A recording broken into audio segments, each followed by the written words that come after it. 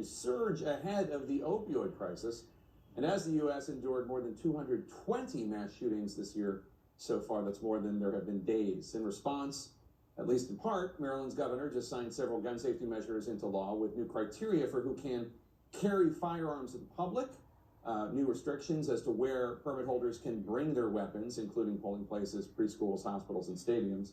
In response to that, the National Rifle Association is now suing Maryland's Democratic Governor Wes Moore, calling the law unconstitutional. And Maryland Governor Wes Moore joins us now. Governor, in the wake of the Supreme Court's June 2022 decision, which was a ruling basically against New York's concealed carry law, and it basically expanded the interpretation of the Second Amendment. Because of that, the number of people now allowed to carry concealed guns in public in Maryland has tripled.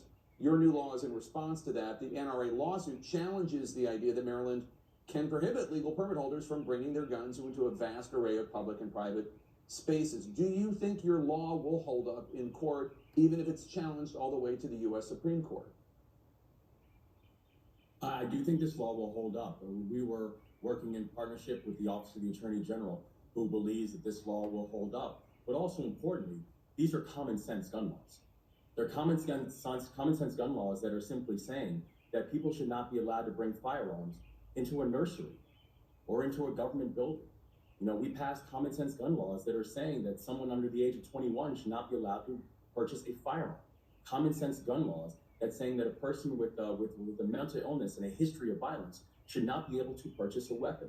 We are dealing with, as you said, the #1 public health concern of people in our state, and our state is saying enough, and we're not going to wait for the federal government to be able to make adjustments and be able to keep our people safe. Public safety is my #1 concern, and we are going to keep the people of this state safe. So the law will clearly make the process to legally carry a firearm more complex. And when a permit's approved, carrying the weapon into some locations will just be off limits. An NRA official in Maryland said this, quote, "You know who isn't going to do all of this to get a permit and who isn't going to worry about where it's legal to carry? Criminals. This law will only prevent law-abiding people from exercising their rights," unquote. How do you respond to that? I respond by simply saying that we are going to address the issue of gun violence full stop in the state. And if you look at the budget that we proposed, we proposed, and we have now in our budget, an increase of $122 million that's going towards local law enforcement, that we have historic funding for mental health supports, that we are taking a full all of the above approach when it comes to dealing with the issue of gun violence and public safety. It's the reason that we put a core focus on restricting and eliminating ghost guns, making them illegal in our state, and we made historic funding in doing things like enhanced license plate readers and coordination between local jurisdictions so we can keep these illegal guns out of our neighborhood. But it is also saying that we cannot stop with just simply having an approach that's dealing with illegal guns. We've got an issue of violence within our society, and being able to have background checks on who is purchasing weapons and knowing why, and being able to know that people should not be able to bring firearms anywhere they want to in our state is something that our state is not going to stand for. We have an all-of-the-above approach in the way that we're dealing with public safety, and this is a component.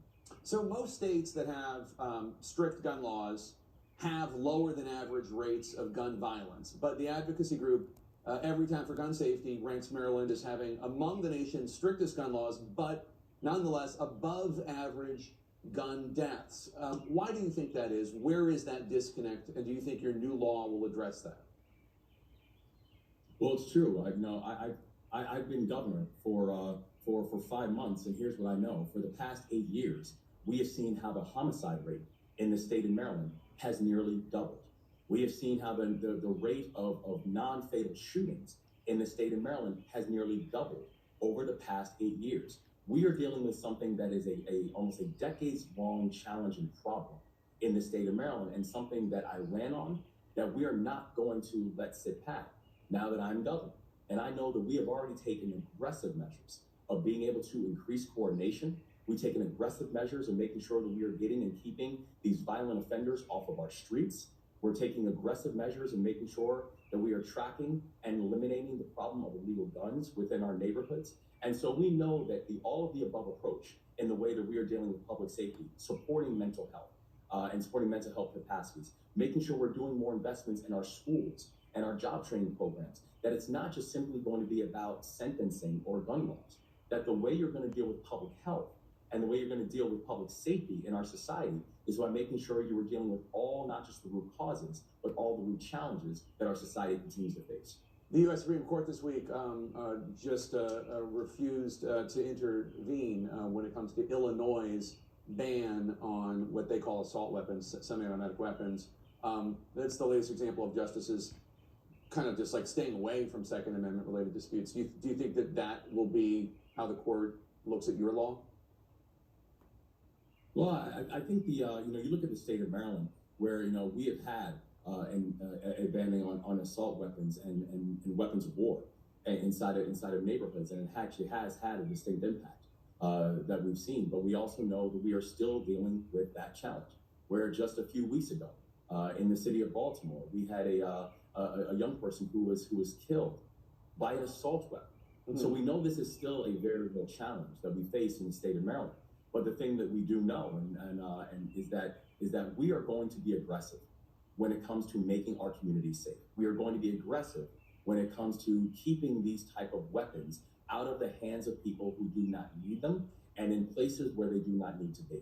And so we'll be working with the Office of the Attorney General to not just ensure measurements of constitutionality, but also working with all of our local jurisdictions and law enforcement to make sure that we have proper enforceable mechanisms that are going to keep our communities safe. All right, the governor of Maryland, Wes Moore, coming to us live from Annapolis. Thank you so much, sir. Good luck. Thank you, Jay. Coming up next.